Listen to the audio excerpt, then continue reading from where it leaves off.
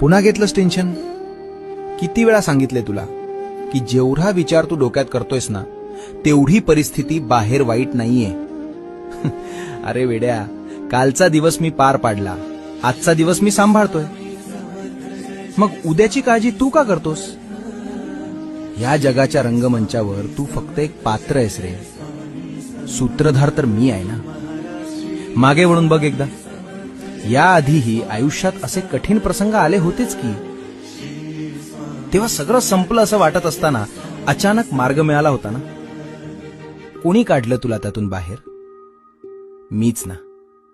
मग आज या संकटात मी तुला असाच वाऱ्यावर सोडून देईन असं कसं वाटलं तुला? तू डोकं चालवणं बंद कर आणि माझ्यावर पूर्ण विश्वास ठेवून फक्त पाऊल टाक. जे हातातून निसटलंय त्याचं दुःख करू नकोस.